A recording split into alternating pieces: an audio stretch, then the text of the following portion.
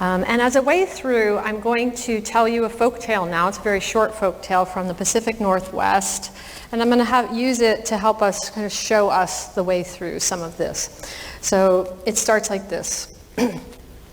Few people have seen her by the light of the full moon, but those who have say she is as wide as she is tall.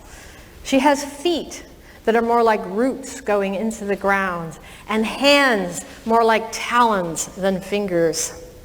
She has long, greasy gray matted hair that is tied up in vulture feathers, and her breath is mossy. She has large sockets for eyes that are sort of fixed, and the sounds she makes are more bird than human. Chit-chit-caw, chit-chit-caw. And she is followed closely by birds who hope she will know them. Her name is Nyctea, which means of the night. And she lives in the hollowed out burrows of redwood trees that have been hit by lightning. And it is there she collects the treasures of the forest, the snail shells, the fox fur, the mushrooms, the lichen. But the most coveted treasures of all are the bones and the feathers and the talons and the beaks of owls that have been taken too soon. So when she hears of a loss, she goes out at night, enters into her night consciousness, which is her instinct, where she can't see, she must feel her way through the verdant forest and the wet ground. And there she collects the individual pieces of that bird that was taken too soon.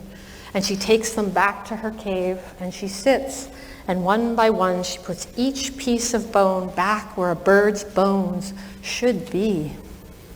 And then she scoops up clay from seasonal creeks, and she molds, to the best of her memory, the flesh as she knows it. And when it hardens too quickly, she takes the saltwater truth of her tears and she begins to ply the clay until it is just so as she remembers. And as she's doing this, she thinks of the particular soulfulness of that bird. And she puts in each feather and the talons and the beaks until finally it looks as the bird used to look. And she sits quietly beside, prayerfully thinking of the spirit of that bird. And she listens as she does this to her own breath going in and out, in and out.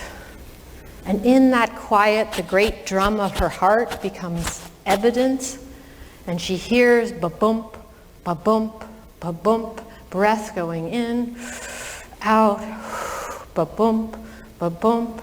And that rhythm gives rise to a song. And it's usually the kind of a song that a grandmother would sing to a child, like, na, na, na, na. Ba-bump, ba-bump, ba-bump. Na, na, na, na. Ba-bump, ba-bump.